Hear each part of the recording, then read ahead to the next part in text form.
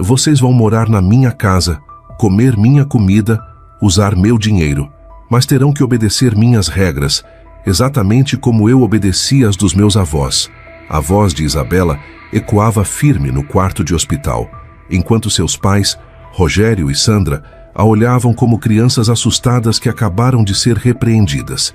Ali estava ela, aos 30 anos, milionária, artista reconhecida mundialmente, adotando os mesmos pais que a rejeitaram aos 3 anos de idade. "Mamãe, papai", ela disse, as palavras saindo estranhas da boca depois de décadas de silêncio.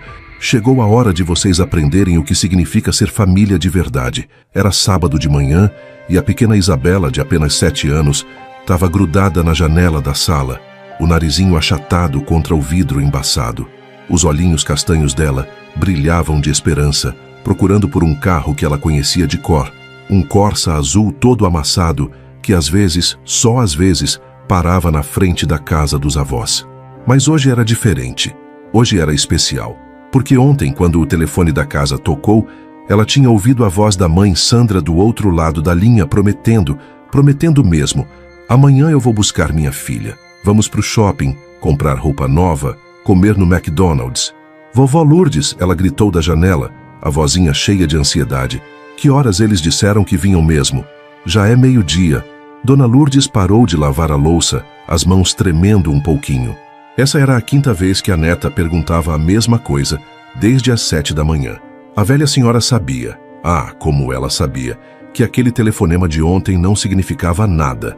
Sandra estava alterada quando ligou, falando rápido demais, prometendo coisas que não ia cumprir. "Minha florzinha", ela chamou a voz cansada, "vem almoçar. Fiz aquele arroz com feijão que você gosta." "Não quero comer, vovó. Eles vão chegar e eu quero estar pronta." Isabela correu para o quartinho dela, que na verdade era só um cantinho da sala que os avós tinham separado com uma cortina, e voltou com o vestidinho rosa mais bonito que tinha, o único vestido de festa que ganhara no aniversário de 6 anos. "Olha só, vovó, vou ficar linda para o papai me ver." Seu Pedro largou o jornal e olhou para a mulher. Os dois se entenderam só com os olhos. Era sempre assim, a menina se arrumando toda, esperando. E no final da tarde, chorando escondida embaixo da mesa da cozinha, quando percebia que eles não iam vir. 3 horas da tarde, 4 horas, 5 horas.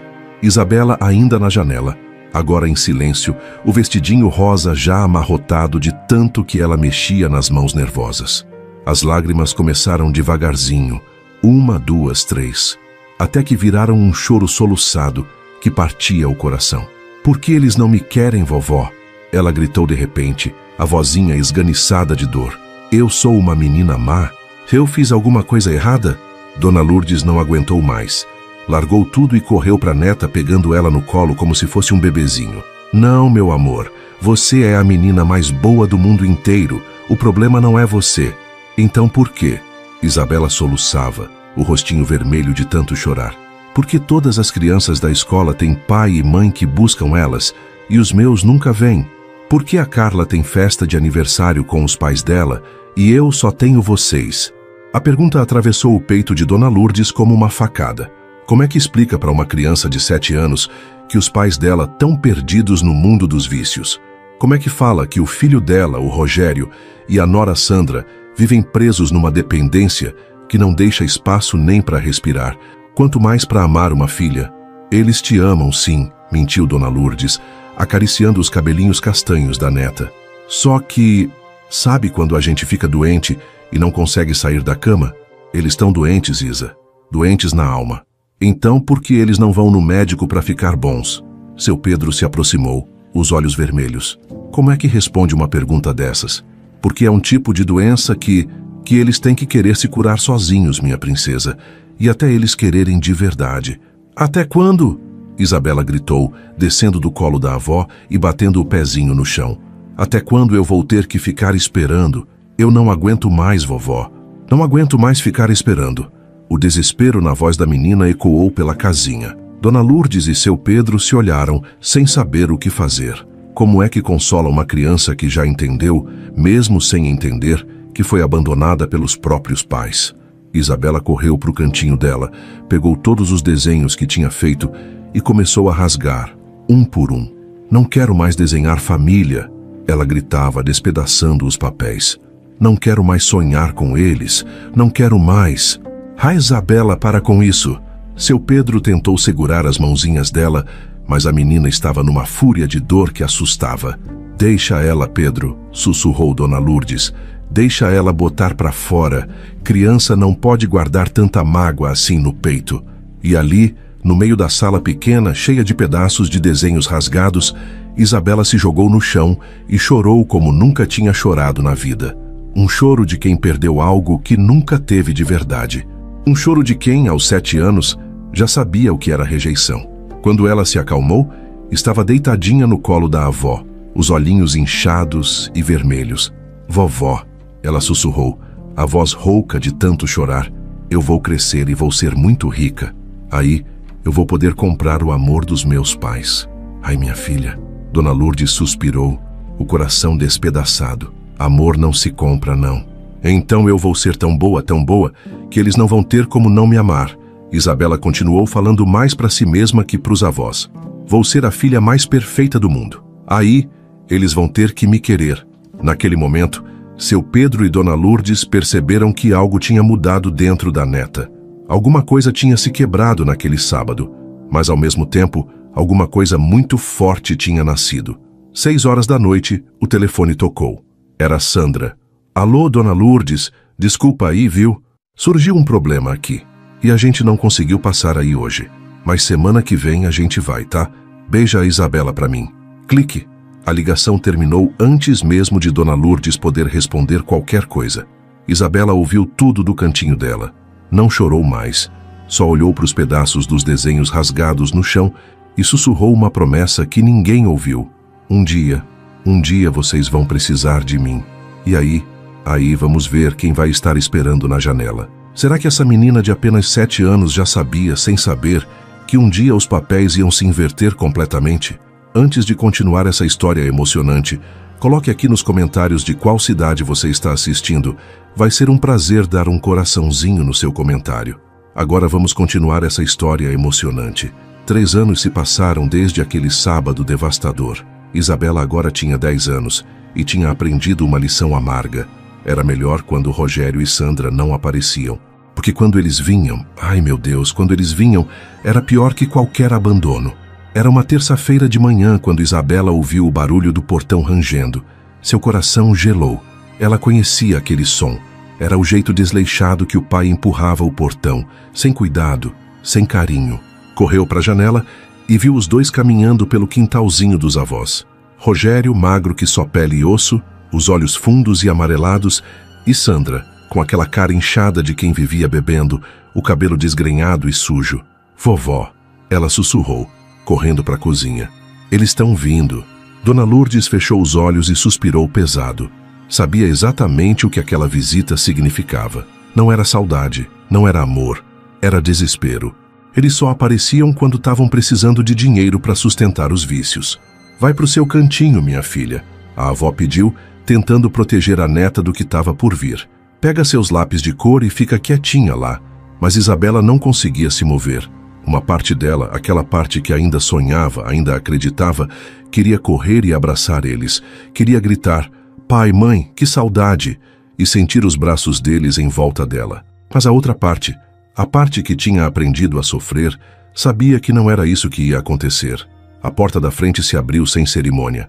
Rogério entrou primeiro, seguido de Sandra, e nem olharam para a filha que estava parada ali no meio da sala, de uniforme da escola, esperando, sempre esperando. Dona Lourdes, Rogério chamou, ignorando completamente Isabela. A senhora tá aí? Preciso falar com a senhora. Oi, papai, Isabela sussurrou, a voz trêmula. Rogério olhou para ela como se fosse uma estranha que tinha entrado na casa errada.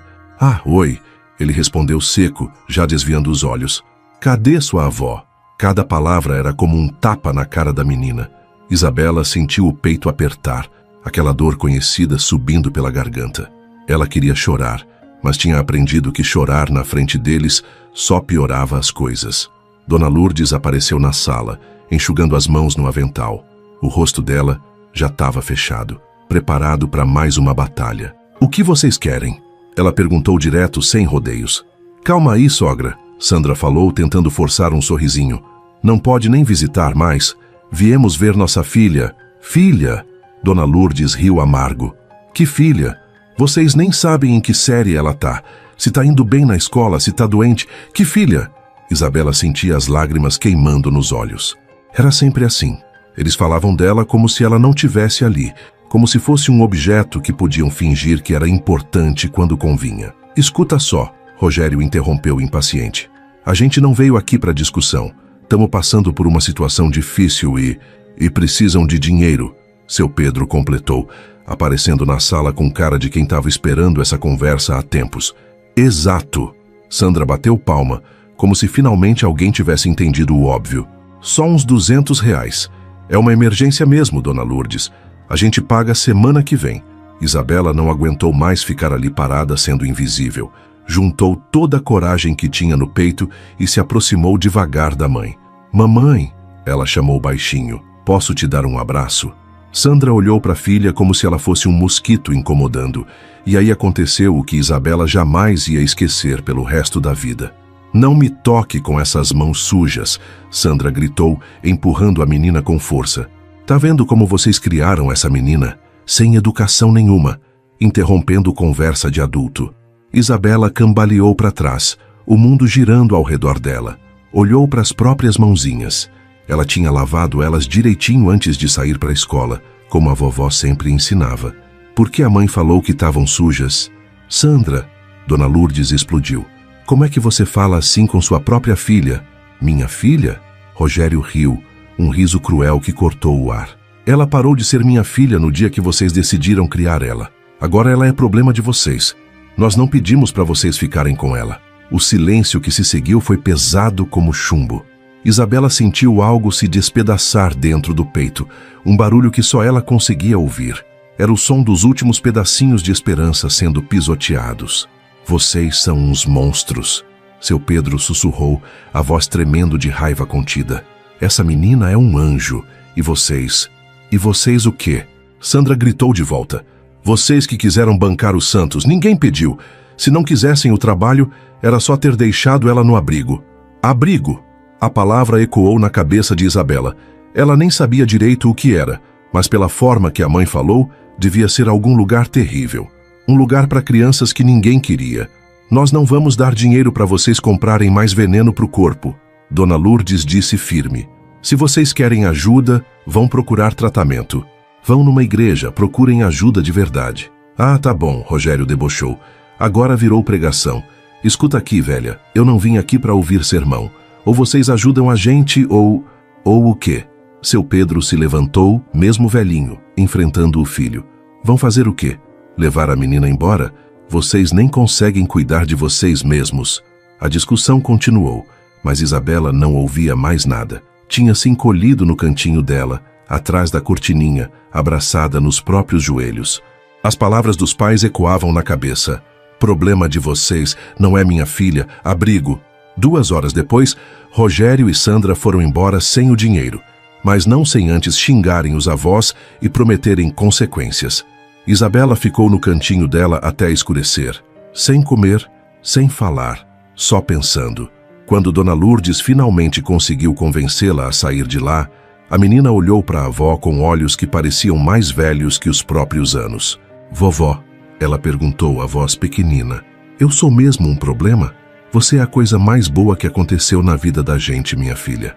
Então por que eles me odeiam tanto? Dona Lourdes puxou a neta para o colo, sentindo o corpinho pequeno tremendo. Sabe o que a vovó vai te falar? Todo mês desde que você chegou aqui, eu guardo um dinheirinho numa continha secreta. É para sua educação, para o seu futuro. Porque eu sei, Isabela, eu sei que você vai ser alguém muito importante na vida. O problema foi o quê, então? O problema é que tem gente que nasce para ser pai e mãe. E tem gente que está perdido demais para conseguir amar alguém. Mas isso não é culpa sua, entendeu? Nunca foi. Naquela noite, Isabela fez uma promessa silenciosa. Ia estudar, ia crescer, ia se tornar alguém tão importante que nunca mais ninguém ia poder chamá-la de problema. Quem sabe um dia eles é que iam precisar dela. 5 anos se passaram desde aquela visita cruel. Isabela agora tinha 15 anos. Uma adolescente esperta, que tinha aprendido a viver com o mínimo de expectativas e o máximo de amor dos avós. Era uma terça-feira comum de outubro, quando o telefone tocou às 2 da tarde. Dona Lourdes e seu Pedro tinham saído para fazer as compras do mês no Mercado Central. Era sempre assim. Eles iam juntos, de mãos dadas, como um casal apaixonado depois de 40 anos de casamento. Isabela estava na escola, no último ano do ensino médio, sonhando com a faculdade que os avós prometiam pagar com a poupança secreta deles. O acidente aconteceu na Avenida Brasil. Um caminhão desgovernado. O motorista dormiu no volante. Quando Isabela chegou em casa da escola, encontrou 2 policiais na porta. O mundo dela desabou em questão de segundos. Senhorita Isabela? O policial mais velho perguntou, tirando o boné. A senhorita é neta de Pedro Antônio Silva e Lourdes Maria Silva?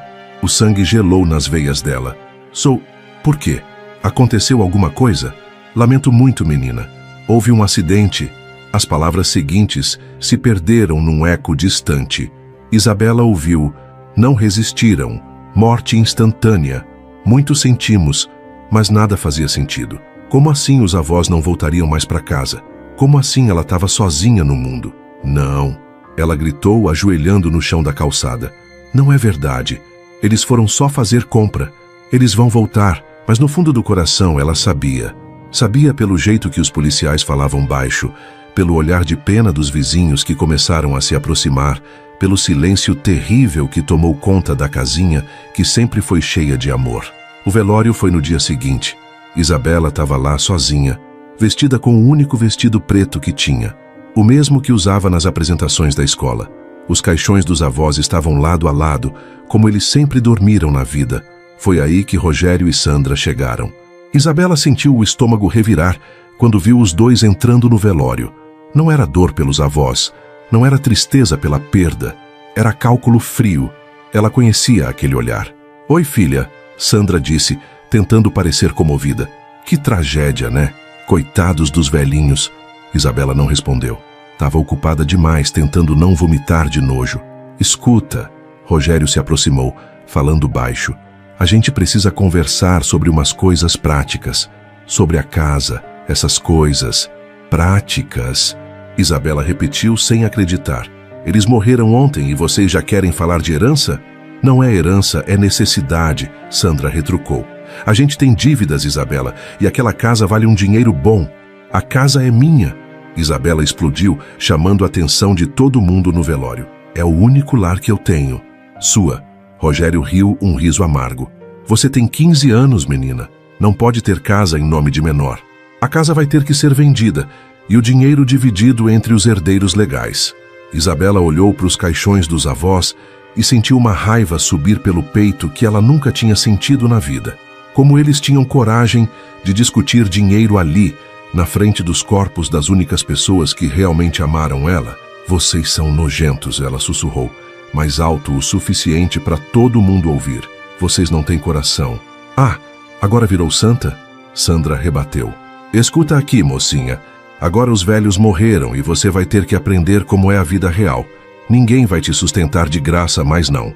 A discussão continuou ali mesmo, no velório, na frente de todo mundo. Parentes distantes, vizinhos, conhecidos da igreja, todos assistindo àquela briga vergonhosa, enquanto Dona Lourdes e seu Pedro estavam ali, mortos, sem poder proteger a neta mais uma vez. Depois do enterro, a coisa piorou. Rogério e Sandra foram direto para a casa dos avós, que agora eles chamavam de nossa herança, e começaram a catalogar tudo que podiam vender. Essa televisão vale uns 300, Sandra dizia, apontando para os objetos. A geladeira deve dar uns 500. E eu? Isabela perguntou parada no meio da sala que sempre foi dela. Onde é que eu vou morar? Você? Rogério parou de mexer nas coisas e olhou para a filha como se ela fosse um móvel que ele tinha esquecido de catalogar. Ah, é. Você.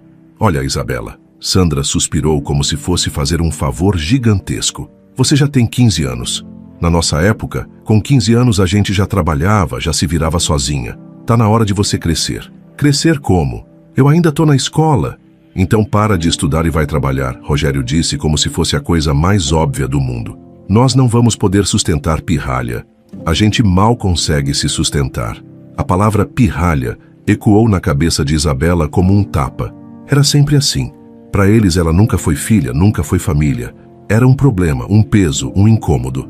Eu não vou sair daqui, ela disse, a voz tremendo de raiva e desespero. Essa é minha casa.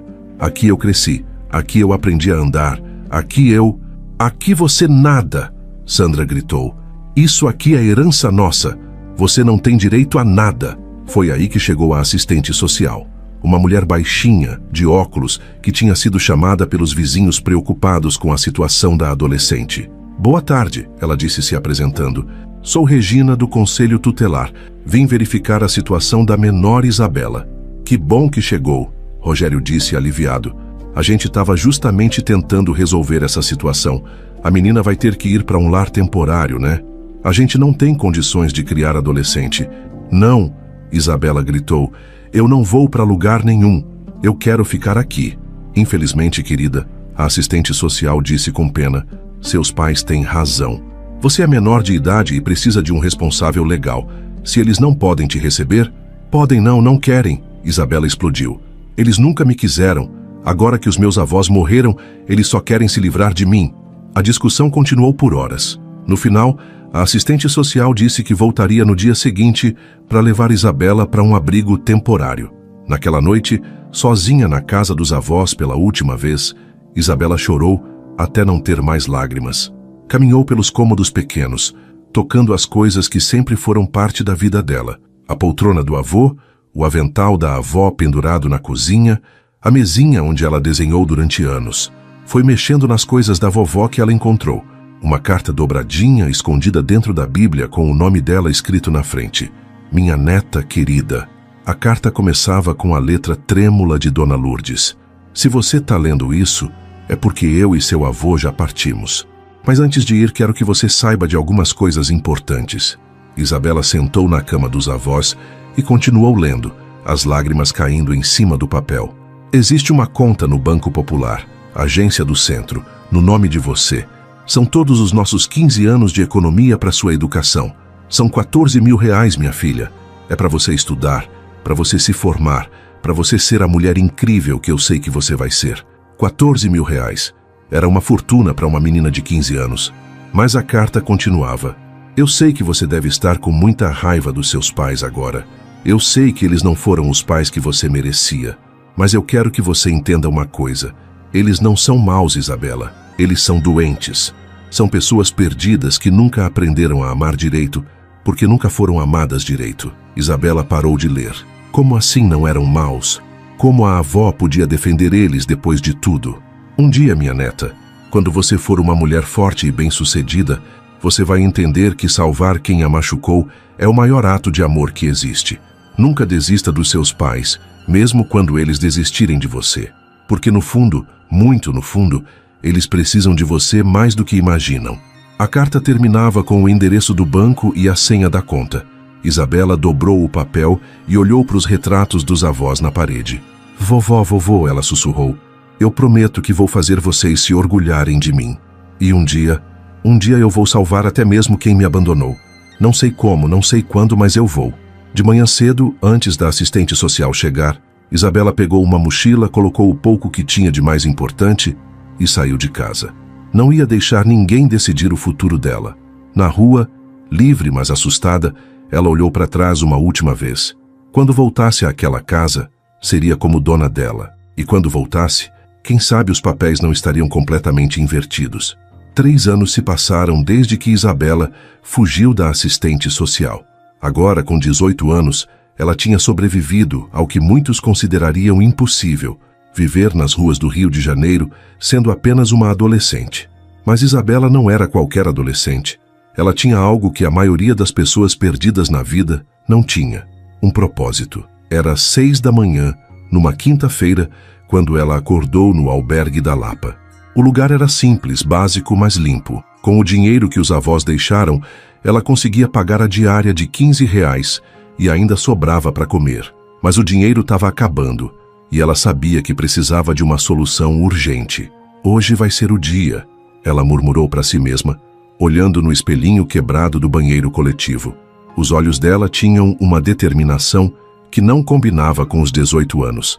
Era o olhar de quem tinha crescido rápido demais, sofrido demais, mas não tinha desistido. Isabela pegou sua mochila, a mesma que usou para fugir de casa 3 anos atrás, e tirou de dentro um caderno de desenho todo amassado e uns lápis de cor que ela guardava como tesouro. Era tudo o que tinha do mundo, mas era tudo o que precisava. O destino dela era Copacabana. Todo turista que vinha para o Rio passava por lá, e turista sempre gostava de levar lembrancinha para casa. O plano era simples. Ia se sentar na calçada da praia e fazer retratos dos passantes. R$ 5 cada desenho. Se conseguisse fazer 10 por dia, dava para sobreviver. Mas quando chegou lá, descobriu que não era a única com essa ideia. Tinha uns 5 artistas de rua já ocupando os melhores pontos. Isabela sentou num cantinho mais afastado, perto do posto 4, e espalhou seus desenhos antigos no chão, aqueles que tinha feito durante os anos na casa dos avós. "Quanto custa?" uma turista americana perguntou, apontando para um desenho de uma família abraçada. R$ 5. Isabela respondeu no inglês básico que tinha aprendido sozinha.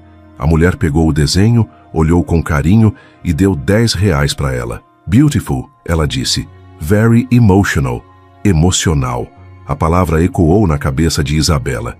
Era isso que tinha de diferente nos desenhos dela. Não era só técnica, era sentimento puro derramado no papel. No final do primeiro dia, ela tinha vendido 8 desenhos e ganhado R$ 50. Era mais do que esperava. Mas o mais importante, tinha descoberto que a arte dela tocava as pessoas de um jeito especial. Nas semanas seguintes, Isabela virou presença constante em Copacabana. Todo dia estava lá, sol ou chuva, desenhando e pintando. Começou a fazer murais pequenos nos muros abandonados da região, usando as tintas baratas que comprava com o dinheiro das vendas. Foi numa dessas tardes que ele apareceu. "Menina", uma voz rouca chamou atrás dela. "Que técnica é essa que você está usando?"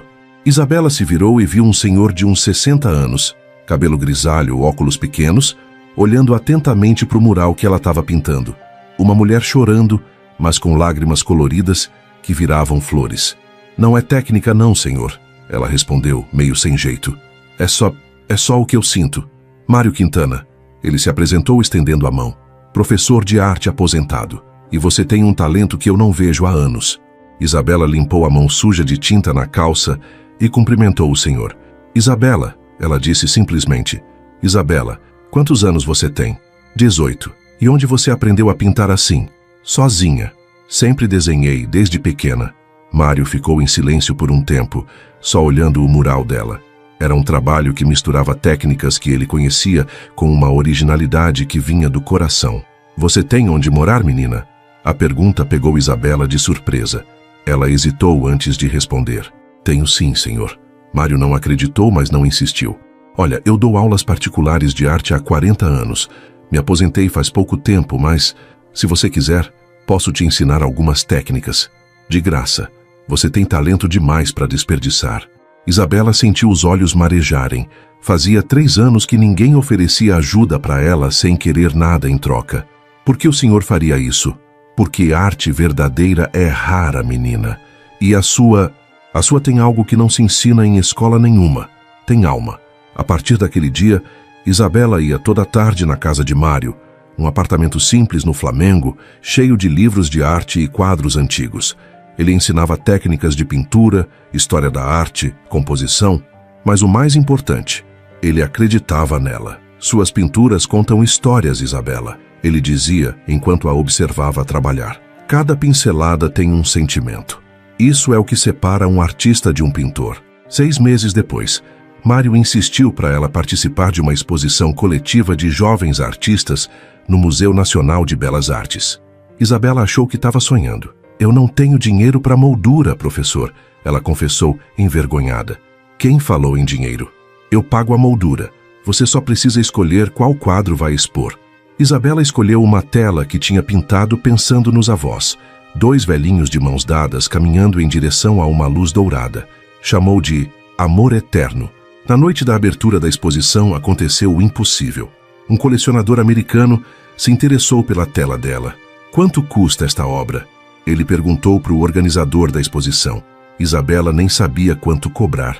Mário sussurrou no ouvido dela. R$ 5.000 é o preço justo. O americano nem pechinchou, pagou na hora R$ 5.000. Era mais dinheiro do que Isabela tinha visto junto na vida inteira. Com essa quantia, conseguiu alugar um pequeno estúdio na Lapa e comprar materiais de arte de verdade. Mas o sucesso trouxe também uma responsabilidade que ela não esperava. Começou a criar uma série de pinturas que chamou de Amor Impossível, quadros que retratavam a relação dela com os pais que nunca a amaram. A primeira tela da série mostrava uma criança pequena na janela, esperando. A segunda, uma menina sendo empurrada por uma figura sombria. A terceira, uma adolescente caminhando sozinha numa estrada escura. Cada quadro era uma página da história dela, mas pintada de um jeito que qualquer pessoa que já sofreu abandono conseguia se identificar. Amor Impossível virou sensação no meio artístico carioca. As pessoas olhavam para os quadros e choravam, lembrando das próprias dores. Com o dinheiro das vendas, Isabela conseguiu se inscrever na Faculdade de Belas Artes da Universidade Federal. Ganhou bolsa integral. A história dela tocou até os professores da banca. Mas mesmo com todo o sucesso, uma parte dela nunca parava de pensar nos pais. Através de conhecidos do bairro onde cresceu, ela soube que Rogério e Sandra tinham vendido a casa dos avós por uma quantia irrisória e gastado tudo em vícios. Agora viviam numa favela, cada vez mais destruídos. Professor, ela perguntou para Mário numa tarde, é possível amar quem nunca te amou? Não só é possível, ele respondeu, como é o tipo de amor mais poderoso que existe. É o amor que transforma, que cura, que salva.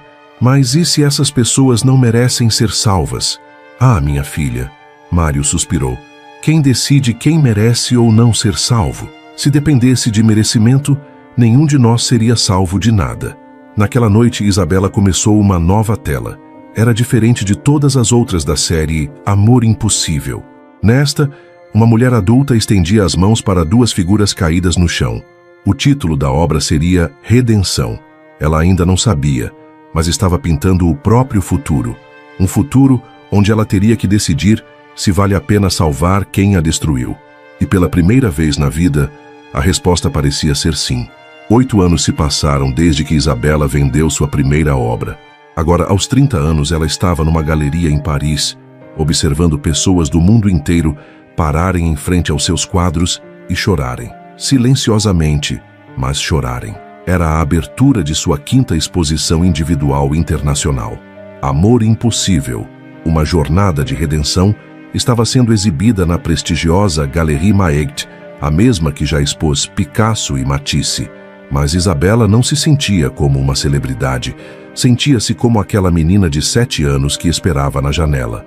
Mademoiselle Silva, o curador francês se aproximou dela empolgado. O jornal Le Figaro quer uma entrevista. Eles estão chamando você de a voz da nova geração que transforma trauma em transcendência.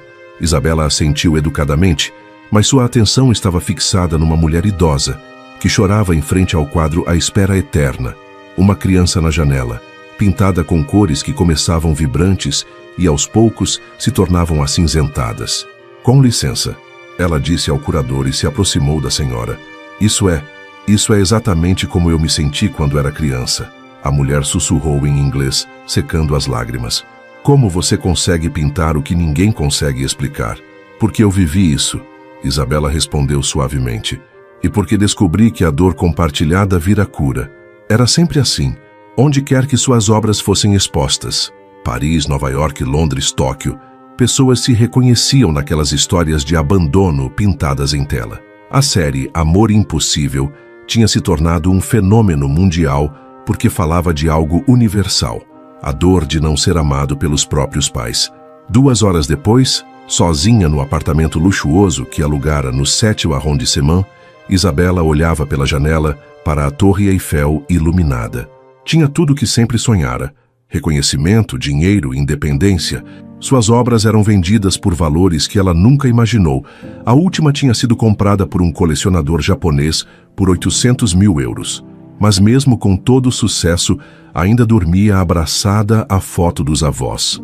O sucesso tinha começado aos 22 anos, quando um crítico de arte internacional viu a série Amor Impossível numa exposição coletiva no Rio e escreveu: esta jovem artista brasileira consegue o que poucos artistas conseguem em uma vida inteira: transformar dor pessoal em arte universal. Dali em diante foi uma escalada meteórica. Primeira exposição individual aos 24, primeira venda milionária aos 26, primeira exposição internacional aos 28. E agora, aos 30, era considerada uma das artistas mais importantes de sua geração. Mas o que mais orgulhava Isabela não era o sucesso artístico. Era a Fundação Lourdes e Pedro, instituição que havia criado em Paris para ajudar crianças abandonadas. Metade de toda a renda de suas vendas ia para a fundação. Por que esse nome? Um jornalista tinha perguntado numa entrevista. Porque Lourdes e Pedro foram meus avós. Eles me salvaram quando eu tinha 3 anos e me ensinaram que amor verdadeiro não depende de sangue, depende de escolha. A fundação já tinha ajudado mais de 200 crianças a encontrarem famílias ou conseguirem educação de qualidade. Isabela fazia questão de conhecer cada uma pessoalmente. Você sabe por que eu pinto? Ela perguntava para as crianças quando as visitava. Porque descobri que nossa maior dor pode virar nossa maior força.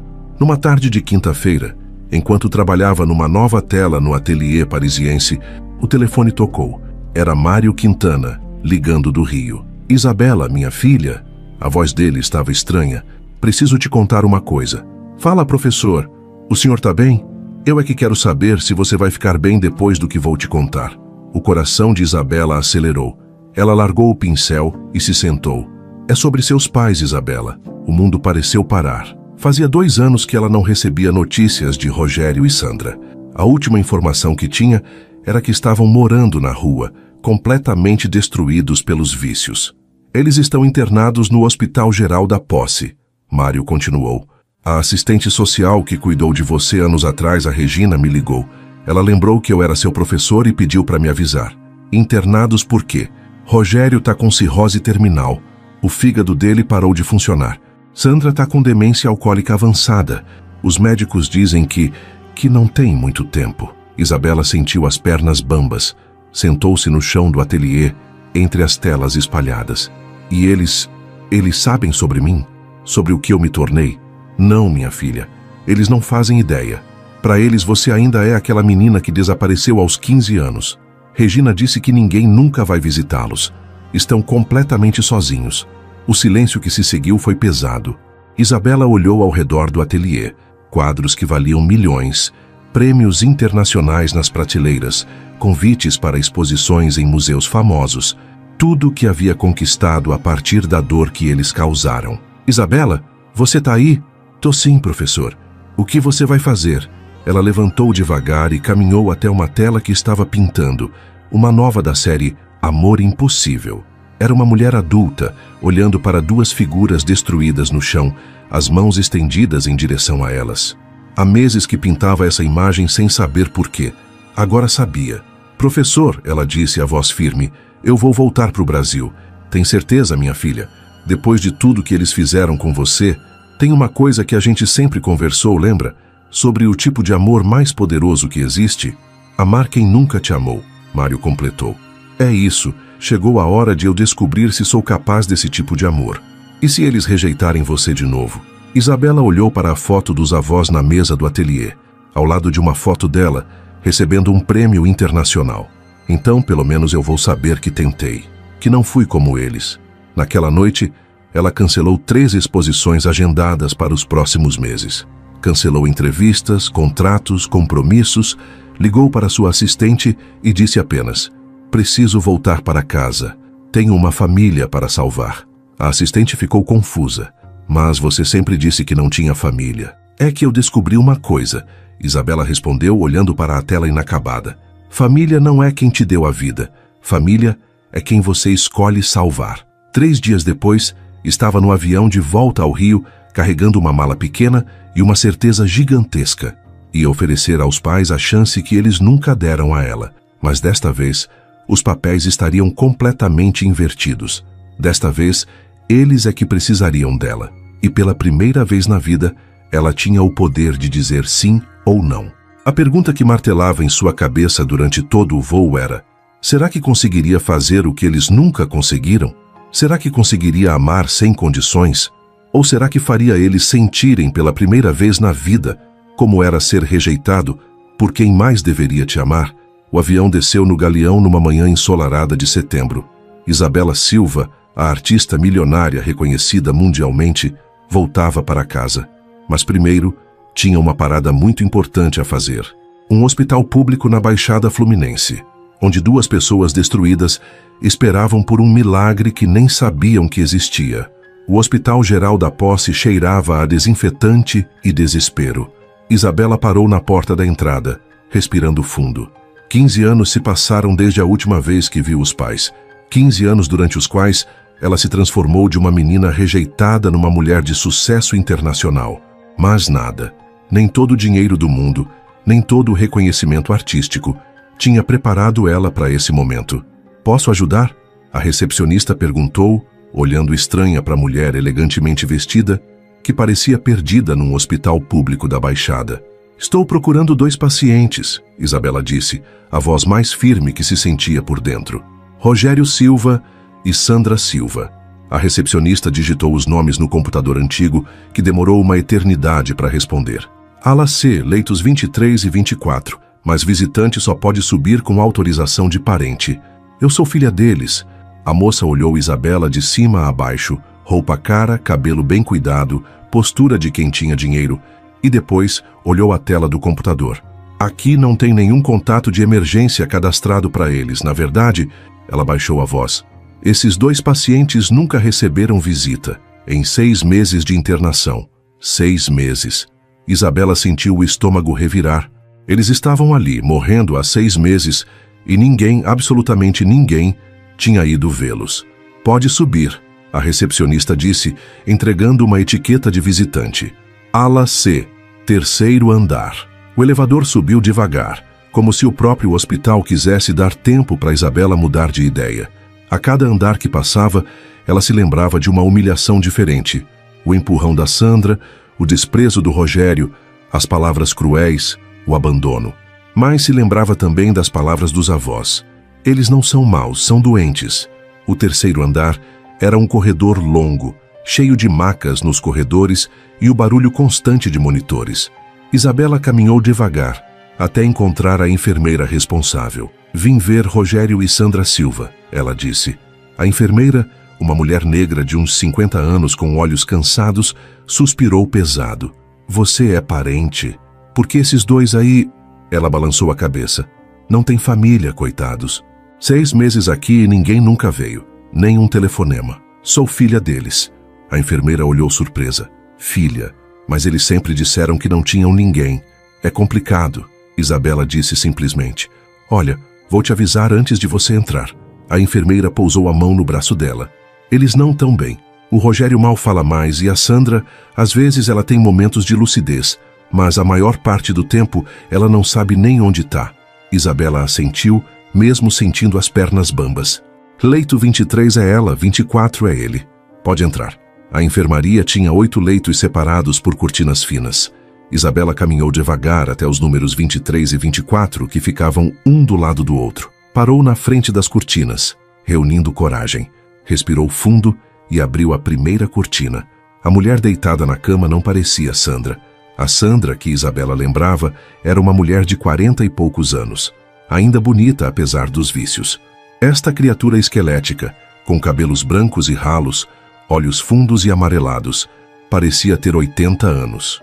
O corpo dela era só pele e osso, e ela murmurava coisas ininteligíveis olhando para o teto. "Sandra?" Isabela sussurrou. A mulher na cama virou a cabeça devagar. Por um segundo, os olhos dela ficaram vazios, sem reconhecimento. Depois, como se uma luz se acendesse, ela focou no rosto de Isabela. Isabela." A voz saiu rouca. A palavra mamãe saiu estranha da boca de Isabela. Fazia 15 anos que ela não pronunciava essa palavra. Sandra tentou se sentar na cama, mas não tinha forças. As lágrimas começaram a rolar pelo rosto devastado dela. Minha filha, ela repetia, estendendo uma mão trêmula. Desculpa, desculpa, desculpa. Era a primeira vez na vida que Isabela ouvia a mãe pedir desculpas. E era devastador ver que precisou dela, estar quase morrendo para isso acontecer. Isabela pegou a mão da mãe. Uma mão que era só osso coberto de pele, gelada e fraca. Eu pensei que você tinha morrido. Sandra sussurrou. Eu pensei que você tinha morrido por nossa culpa. Não morri, mamãe. Tô aqui. Você cresceu. Você tá tão bonita, se tão elegante.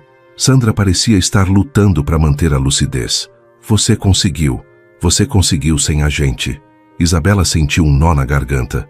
Era surreal estar ali, consolando a mulher que passou a vida toda a rejeitando. Vou ver o papai agora, tá bom? Sandra apertou a mão dela com a pouca força que tinha. Não vai embora de novo. Por favor, não vai embora. Não vou, Isabela prometeu, mesmo sem saber se conseguiria cumprir. Abriu a cortina do leito 24 e o choque foi ainda maior. Rogério estava irreconhecível. O homem que ela lembrava, alto, magro, mas forte, agora era uma ruína humana. A barriga inchada da cirrose, a pele amarelada, os braços como gravetos. Ele olhava para o nada, respirando com dificuldade. Papai? Rogério virou os olhos para ela, mas não havia reconhecimento nenhum. Você é a nova enfermeira? Ele perguntou, a voz fraca. Pode me dar água? Isabela sentiu o coração se despedaçar. O próprio pai não a reconhecia. Sou sua filha, papai. Isabela. Rogério franziu a testa, como se estivesse tentando lembrar de algo muito distante. Ele repetiu o nome devagar. Isabela, eu tive uma filha chamada Isabela. Tem, sou eu. Não. Ele balançou a cabeça fraco. Minha filha era pequena, uma menina pequenininha. Você é muito grande para ser ela. Era como se na cabeça destroçada dele, Isabela ainda fosse aquela criança de 15 anos que desapareceu. Nesse momento, apareceu o médico, um homem jovem, cansado, com jaleco manchado. Desculpe, senhora, mas o horário de visita... Doutor, Isabela se apresentou. Sou filha deles. Acabei de chegar de viagem e... Filha? O médico olhou surpreso. Que bom que apareceu. Preciso falar com a senhora. Eles saíram da enfermaria e foram para um cantinho do corredor. Vou ser direto, o médico disse. Seu pai tem cirrose terminal. O fígado dele não funciona mais. Sua mãe tem demência alcoólica severa, além de problemas cardíacos graves.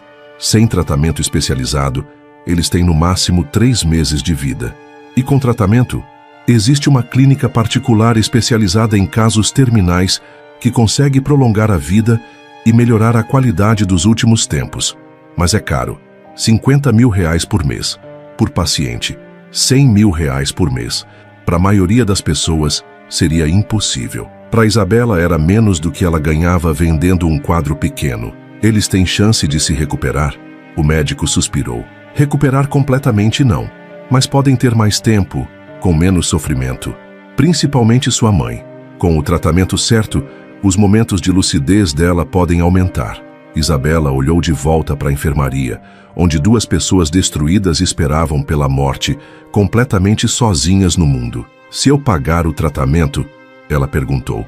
Eles podem sair daqui? Podem, mas vão precisar de cuidados 24 horas. É um compromisso grande, senhora. Você tem certeza que quer assumir essa responsabilidade? Isabela pensou na menina de 7 anos esperando na janela.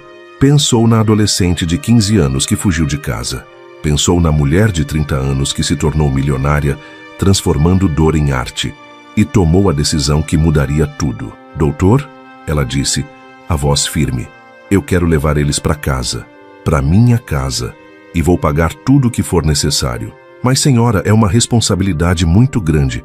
Eles vão depender completamente da senhora para tudo. Isabela sorriu pela primeira vez desde que chegara ao hospital. Um sorriso que misturava dor, amor e uma ironia que só ela entendia. Doutor, eu passei a vida inteira dependendo deles para tudo e sendo rejeitada. Agora, eles vão depender de mim para tudo e vão ter que aprender o que significa ser cuidado por quem sempre rejeitaram. Os papéis, finalmente, estavam prestes a se inverter completamente. Uma semana depois de encontrar os pais no hospital, Isabela estava sentada na sala de estar da mansão que alugara na Barra da Tijuca. Era uma casa enorme com vista para o mar, equipada com tudo que o dinheiro podia comprar. Mas o que mais impressionava não era o luxo, eram os quartos adaptados para pacientes terminais, com equipamentos médicos de última geração. Sandra e Rogério estavam ali, em cadeiras de rodas lado a lado, olhando ao redor como 2 crianças perdidas num mundo que não reconheciam. A diferença no estado deles depois de uma semana de tratamento intensivo era visível, ainda frágeis, mas não mais à beira da morte. Bem-vindos à casa de vocês, Isabela disse, mas o tom não era de carinho, era de autoridade. Agora vou explicar como as coisas vão funcionar aqui. Sandra, num dos momentos de lucidez que vinham ficando mais frequentes com o tratamento, olhou assustada para a filha. Isabela, minha filha, você não precisava fazer tudo isso. Precisava não, Isabela cortou, mas escolhi fazer, e essa escolha vem com condições. Ela se levantou e começou a caminhar pela sala, como uma diretora apresentando regras para alunos novos. Vocês vão morar na minha casa, comer minha comida, usar meu dinheiro e todos os cuidados médicos que vocês precisam vão ser pagos por mim, ela disse, enfatizando cada palavra. Mas isso não é de graça. Vocês vão ter que obedecer minhas regras, exatamente como eu obedeci às regras dos meus avós quando era criança.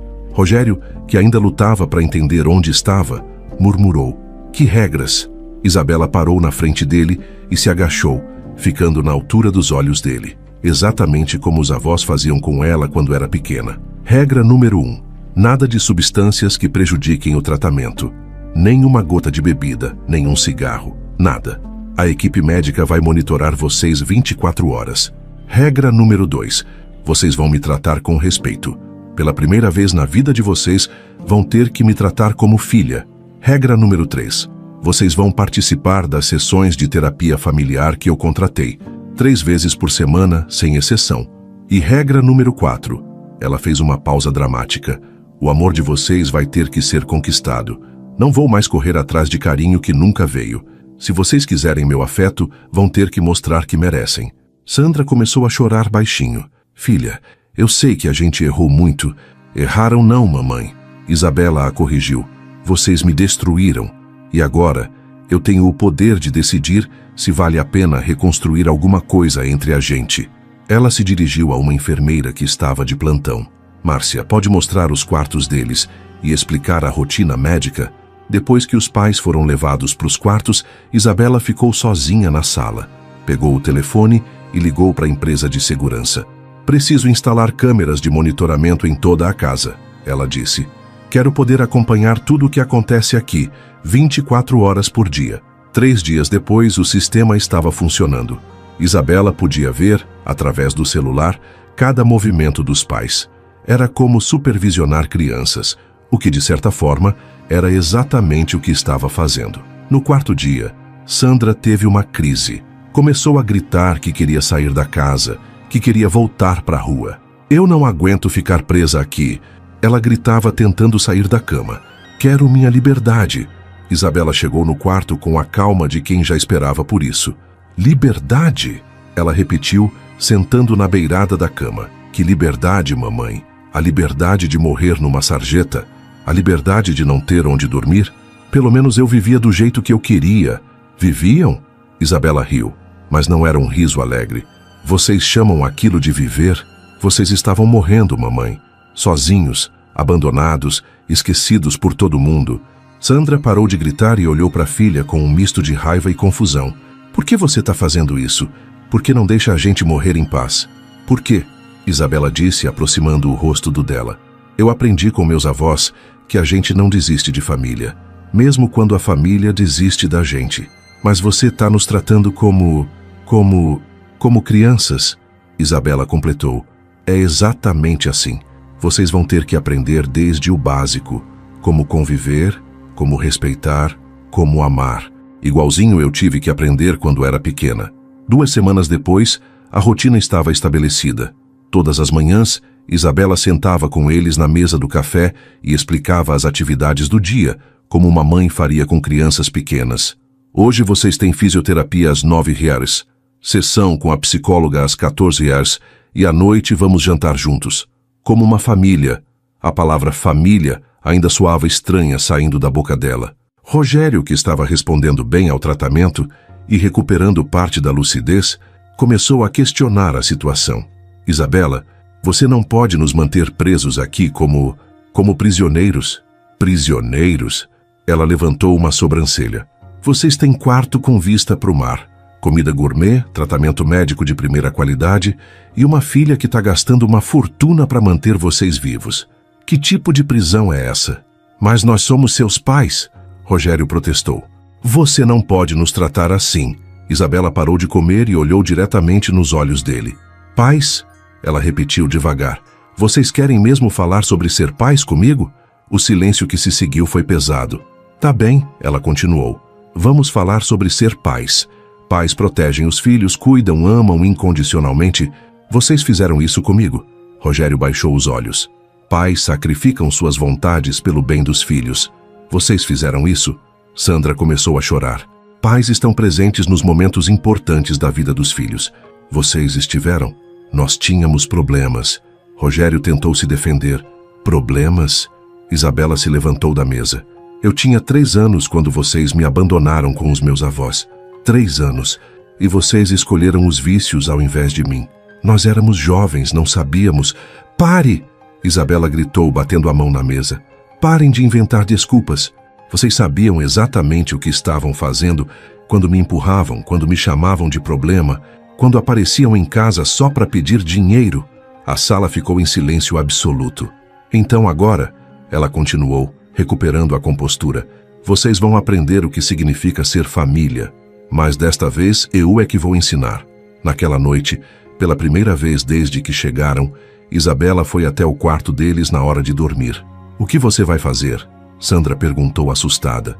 Algo que ninguém nunca fez por mim. Isabela respondeu sentando na beirada da cama da mãe. Vou dar boa noite para vocês. E então, com a voz suave mas firme, ela começou a cantar a canção de ninar que a vovó Lourdes cantava para ela quando era pequena. Dorme, dorme, meu benzinho, dorme que eu vou te proteger. Fecha os olhinhos, meu amor, que amanhã vai amanhecer. Sandra chorou durante toda a música. Rogério ficou em silêncio, mas suas lágrimas também rolaram. Quando terminou de cantar, Isabela se levantou. Boa noite, papai. Boa noite, mamãe. Isabela, Sandra chamou quando ela já estava na porta. Que foi? Obrigada. Obrigada por não ter desistido da gente. Isabela parou na porta de costas para eles. Ainda não sei se não vou desistir, ela disse sinceramente. Vocês vão ter que me dar motivos para ficar. Saiu do quarto e foi direto para o escritório, onde tinha um monitor ligado às câmeras da casa. Sentou na poltrona e ficou observando os pais. 2 pessoas destruídas que agora dependiam completamente dela para tudo.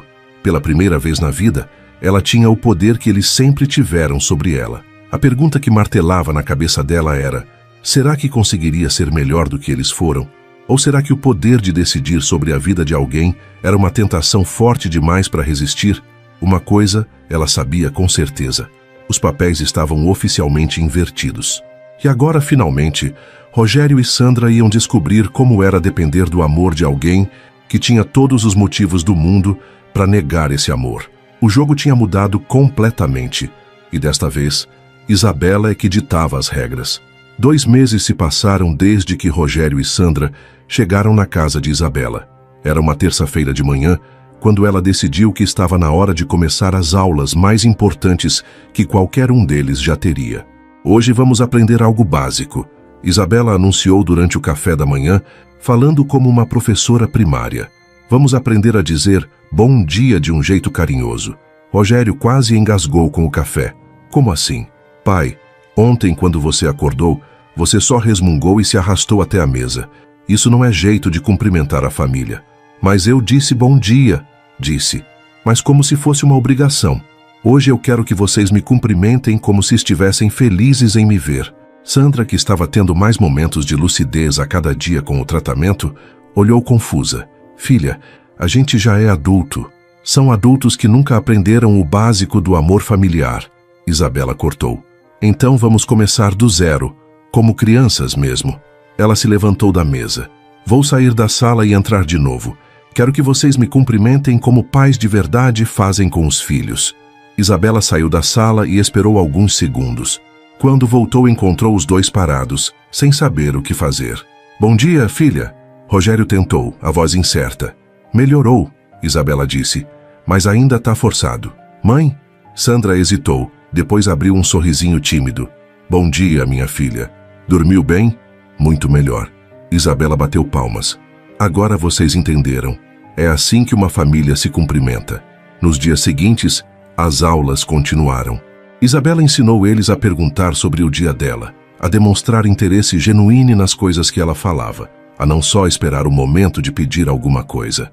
Quando alguém conta alguma coisa para vocês, ela explicava com paciência infinita. Vocês têm que escutar de verdade, não só ficar pensando no que vão responder. A lição mais difícil foi sobre abraços. Venha cá, mãe. Isabela chamou Sandra numa tarde. Vou te ensinar como dar um abraço de verdade. Eu sei abraçar, filha. Não sabe. Lembra da última vez que você me abraçou? Eu tinha 10 anos e você me empurrou, disse que eu tinha as mãos sujas. Sandra baixou os olhos envergonhada. Agora você vai aprender. Um abraço de verdade não é rápido. Não é só para cumprir protocolo. É para demonstrar carinho. Isabela abriu os braços. Sandra se aproximou hesitante e deu um abraço rápido, quase mecânico. Não. Isabela balançou a cabeça. De novo. Desta vez demore. Sinta que você está abraçando sua filha. Sandra tentou novamente. Desta vez o abraço durou mais, e Isabela sentiu o corpo da mãe relaxar nos braços dela. Assim, ela sussurrou no ouvido da mãe. É assim que mães abraçam filhas. Sandra começou a chorar. Eu não sabia. Eu juro que não sabia como fazer. Agora sabe, Isabela disse, ainda abraçada com ela. Agora você pode aprender. Com Rogério foi mais difícil. Ele resistia a tudo, achando que era humilhação. Isso é ridículo, Isabela. Ele reclamou quando ela tentou ensinar ele a perguntar sobre os sentimentos dela. Eu sou seu pai, não seu aluno. Pai, Isabela sentou na frente dele. Quantas vezes na vida você me perguntou como eu estava me sentindo? Rogério ficou em silêncio. Quantas vezes você me consolou quando eu estava triste? Mais silêncio. Quantas vezes você demonstrou interesse na minha vida? Eu tinha problemas, ele murmurou. Todos nós temos problemas. Mas pais de verdade não deixam os problemas deles destruírem os filhos. Rogério olhou para ela com raiva. E agora você vai me humilhar para sempre por causa do passado? Não, Isabela respondeu calmamente. Agora eu vou te dar a chance que você nunca me deu. A chance de aprender a amar. Lentamente, muito lentamente, Rogério começou a participar das aulas. No começo com resistência, depois com curiosidade e finalmente com algo que parecia esperança. Um dos momentos mais tocantes aconteceu quando Sandra, durante uma sessão de terapia familiar, começou a lembrar de coisas da época em que Isabela era bebê. Eu lembro, ela disse, as lágrimas rolando. Eu lembro de você pequenininha. Você chorava tanto e eu não sabia o que fazer. Por que não sabia, mãe? Porque ninguém nunca me ensinou. Minha mãe nunca me abraçou quando eu era criança. Ela dizia que carinho deixa a criança manhosa. Foi a primeira pista do quebra-cabeça que Isabela começou a montar. Algumas semanas depois, mexendo nos pertences dos pais que tinha trazido do hospital, ela encontrou 2 diários antigos, um de cada um. O diário de Sandra revelava horrores. Abuso do padrasto dos 8 aos 14 anos, mãe que não acreditava nas acusações, fuga de casa aos 16. O diário de Rogério era ainda pior. Pai violento que batia nele com cinto, tios que abusavam dele quando os pais saíam, vida inteira sendo chamado de lixo e inútil. Isabela chorou lendo aqueles relatos. Pela primeira vez, entendeu que os monstros que a rejeitaram eram, na verdade, crianças feridas que nunca conseguiram se curar. Não desculpava o que fizeram com ela, mas explicava. Vocês nunca me contaram, ela disse na sessão de terapia seguinte, que também foram machucados quando crianças. Sandra e Rogério se entreolharam surpresos. Como você sabe, né? Rogério perguntou. Encontrei os diários de vocês, e agora eu entendo por que vocês não conseguiam me amar. Vocês nunca foram amados. Isso não justifica, Sandra começou. Não justifica, Isabela concordou. Mas explica, e me ajuda a entender que vocês também são vítimas. 6 meses depois do início das aulas, aconteceu o momento que mudou tudo. Era uma quinta-feira à noite. Isabela estava pintando no ateliê que montara em casa, quando Sandra apareceu na porta. Filha, ela chamou baixinho. Oi, mãe, que foi?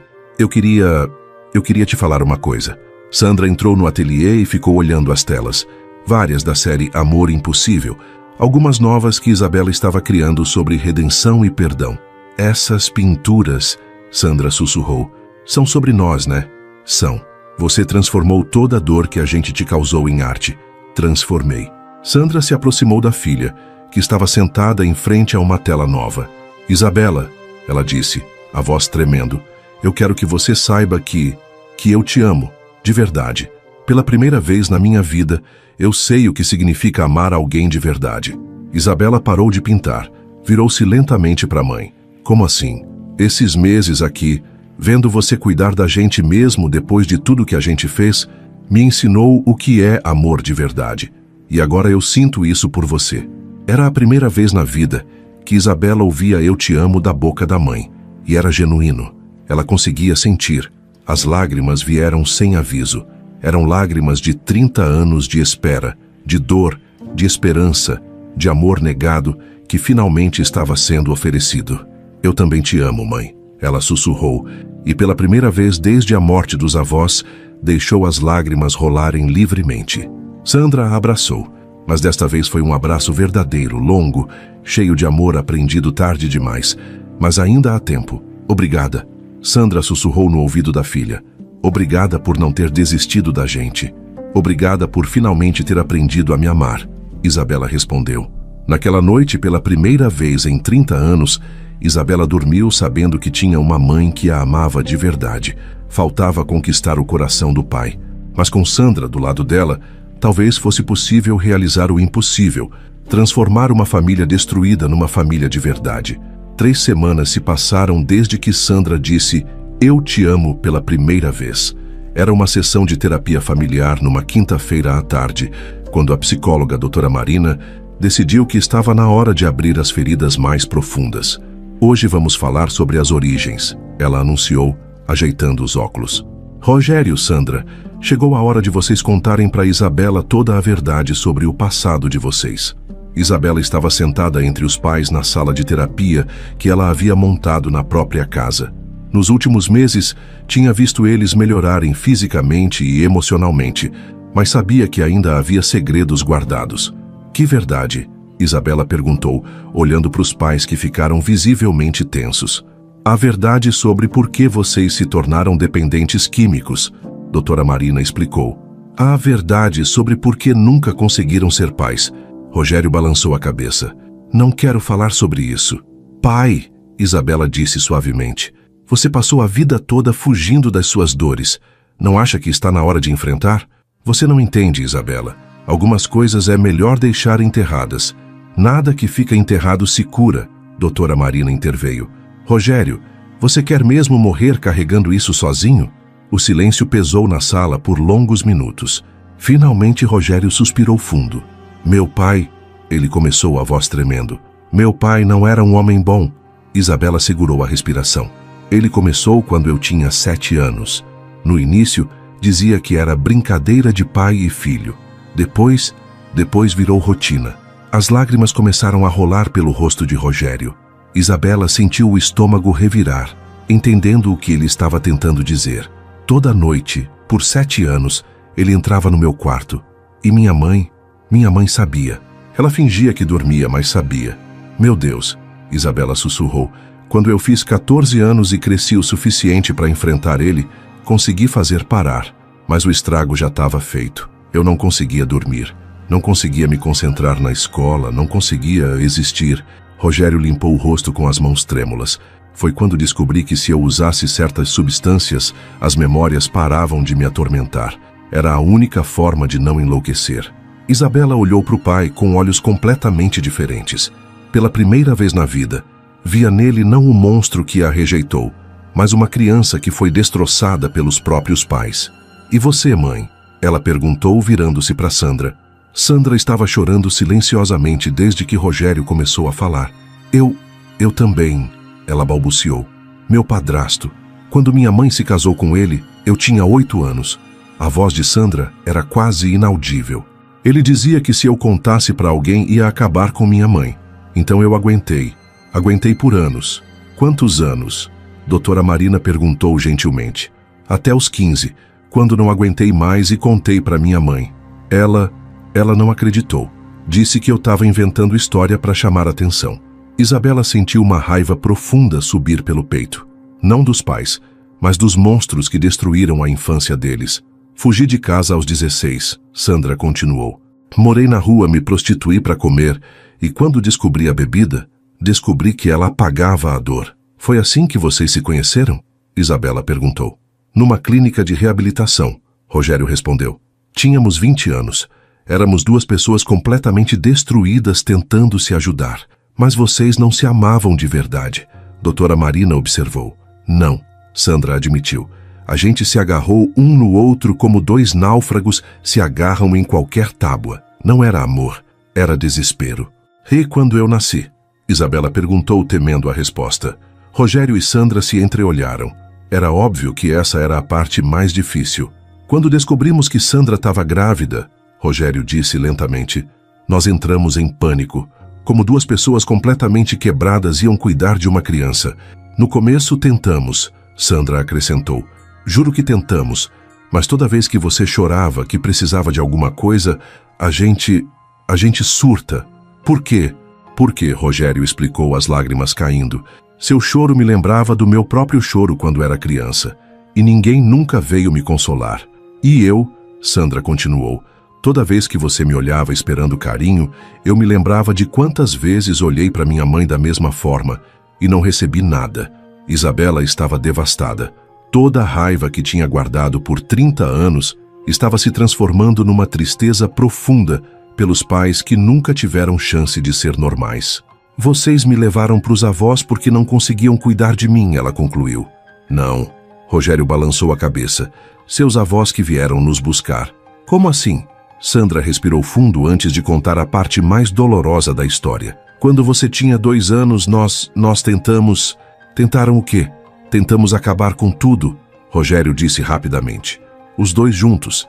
A gente achou que seria melhor, que você teria uma chance melhor sem a gente. O mundo parou para Isabela. Vocês tentaram acabar com as praias vidas? Seus avós chegaram na hora certa, Sandra sussurrou. Eles salvaram nossas vidas e te levaram embora. Eles disseram, Rogério continuou, que iam cuidar de você até a gente se curar. Mas a gente nunca conseguiu se curar de verdade. Por isso vocês apareciam só para pedir dinheiro. Isabela entendeu finalmente. Vocês não conseguiam ser pais, mas também não conseguiam esquecer que tinham uma filha. A gente te amava, Sandra chorou, mas não sabia como demonstrar. Toda vez que olhava para você, via o quanto a gente era incapaz de te dar o que você merecia. Então vocês me rejeitavam antes que eu os rejeitasse, Isabela concluiu. Exato, Rogério confirmou. Era mais fácil fingir que você não importava do que admitir que a gente não sabia como importar-se. Doutora Marina se inclinou para frente. Isabela, agora você entende por que eles nunca conseguiram ser os pais que você precisava? Entendo. Ela respondeu, mas ainda processando tudo. Eles foram crianças que nunca foram protegidas, nunca foram amadas. Como poderiam proteger e amar uma criança? Exatamente. E tem outra coisa que você precisa entender. O quê? O que você está fazendo com eles agora, cuidando, ensinando, oferecendo amor com condições claras, é exatamente o que seus avós fizeram com você. Isabela olhou confusa. Como assim? Seus avós também estabeleceram regras, rotinas, consequências. A diferença é que eles fizeram isso com amor incondicional por baixo. Você está fazendo a mesma coisa, mas eu coloquei condições. Condições que, no fundo, você sabe que eles vão conseguir cumprir. Você não está testando se eles merecem seu amor, Isabela. Você está ensinando eles a aceitar que merecem ser amados. A revelação atingiu Isabela como um raio. Era verdade. Subconscientemente, ela estava reproduzindo o padrão dos avós. Amor incondicional disfarçado de disciplina firme. Vocês, ela olhou para os pais, não eram monstros. Eram crianças feridas presas em corpos de adultos. E agora? Rogério perguntou. Agora que você sabe toda a verdade, ainda consegue nos perdoar? Isabela ficou em silêncio por um longo tempo. Quando finalmente falou, sua voz estava firme, mas cheia de compaixão. Não tenho nada para perdoar, ela disse. Vocês fizeram o melhor que conseguiam com as ferramentas emocionais que tinham. Que essas ferramentas eram pedaços quebrados de uma infância que foi roubada de vocês.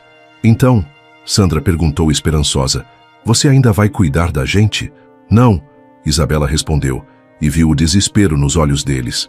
Eu não vou mais cuidar de vocês como se fossem crianças quebradas que precisam ser consertadas. O silêncio foi tenso. Eu vou cuidar de vocês, ela continuou, como a filha que sempre quis ser.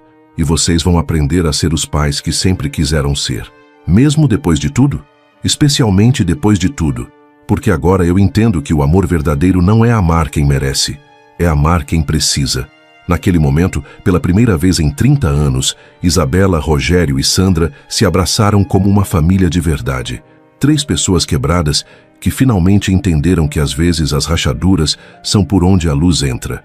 A inversão de papéis estava completa, mas agora tinha um significado diferente. Não era sobre poder ou controle. Era sobre cura, redenção e a descoberta de que nunca é tarde demais para aprender a amar. Um ano inteiro se passou desde aquela sessão de terapia que mudou tudo. Era uma manhã de domingo, e pela primeira vez na vida, Isabela acordou numa casa que tinha o cheiro de família de verdade, café passando, risadas baixinhas vindo da cozinha, e a sensação de que ali morava amor. Sandra estava fazendo panquecas.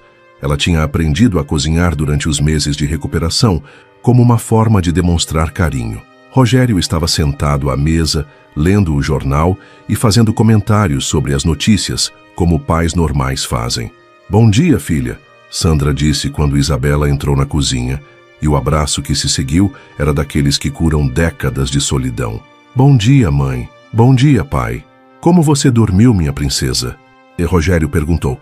E mesmo depois de meses ouvindo isso, Isabela ainda se emocionava. Nunca tinha sido chamada de princesa pelo pai. "Dormindo como um bebê", ela respondeu sentando à mesa. "E vocês?"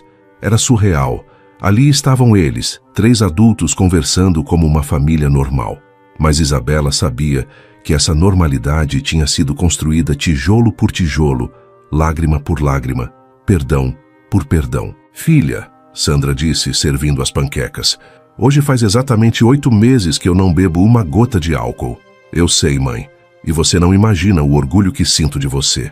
Sandra parou de servir e olhou diretamente nos olhos da filha. "Isabela, eu preciso te pedir uma coisa." "Que foi?" "Perdão, não só pelas coisas horríveis que eu fiz, mas por ter roubado sua infância, por ter te forçado a crescer sozinha, por ter perdido tantos momentos que nunca vou poder recuperar." Isabela sentiu os olhos marejarem. Mesmo depois de tanto tempo, ainda era difícil ouvir essas palavras. "Mãe, deixa eu terminar", Sandra interrompeu, a voz embargada. "Eu olho para você hoje, essa mulher incrível, talentosa, bem-sucedida, forte, e fico pensando, ela conseguiu tudo isso sozinha. Ela virou essa pessoa maravilhosa apesar de nós, não por nossa causa." "Não é verdade", Isabela protestou. "É sim, e ao mesmo tempo que isso me parte o coração, me enche de orgulho. Porque significa que nossa filha é mais forte que qualquer coisa ruim que a gente fez." Rogério largou o jornal e se juntou à conversa. "Isabela, tem uma coisa que eu nunca te falei. Desde que cheguei aqui, toda noite antes de dormir, eu oro." "Ora por quê, pai?" "Oro agradecendo. Agradecendo porque você não desistiu da gente. Agradecendo porque você nos deu uma chance que a gente não merecia." Isabela pegou as mãos dos dois. "Vocês merecem sim. Sempre mereceram. Só não sabiam." "E tem outra coisa", Rogério continuou. "Comecei a frequentar um grupo de apoio para vítimas de abuso. Depois de 40 anos guardando isso sozinho, finalmente estou falando sobre o que aconteceu comigo. Como está sendo? Difícil, muito difícil, mas necessário, porque eu quero me curar de verdade. Quero ser o pai que você merece. E quem sabe, o avô que seus filhos merecem." A palavra avô fez o coração de Isabela acelerar. Ela ainda não tinha filhos, mas a ideia de que um dia seus pais poderiam ser avós de verdade, presentes, carinhosos, curados, era um sonho que ela nem ousava sonhar. "Pai, o fato de você estar buscando ajuda já mostra o homem que você está se tornando."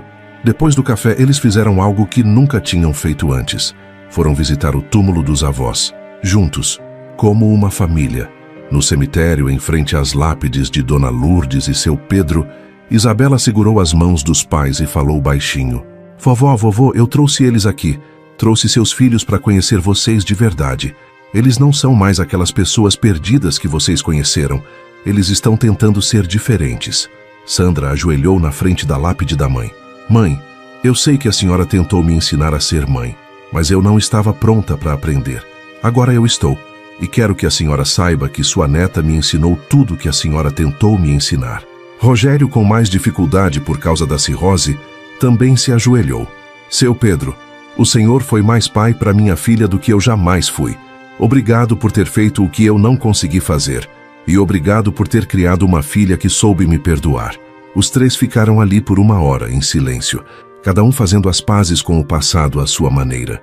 Quando voltaram para casa, Isabela teve uma surpresa. No Jardim dos Fundos, Rogério e Sandra tinham plantado um jardim com as flores favoritas de Dona Lourdes, rosas brancas e vermelhas que ela sempre cultivava na casa simples do subúrbio. Quando vocês fizeram isso? Isabela perguntou emocionada. Nas últimas 2 semanas, Sandra explicou, queríamos fazer uma homenagem aos seus avós e nossa forma de dizer obrigado. Todas as manhãs a gente vem aqui cuidar das flores, Rogério acrescentou. É nossa forma de honrar a memória deles. Isabela olhou para os pais cuidando carinhosamente das plantas e entendeu algo profundo. Assim como aquelas flores precisavam de cuidado diário, paciência e amor para crescer, a família deles também havia precisado de tempo, dedicação e muito amor para florescer.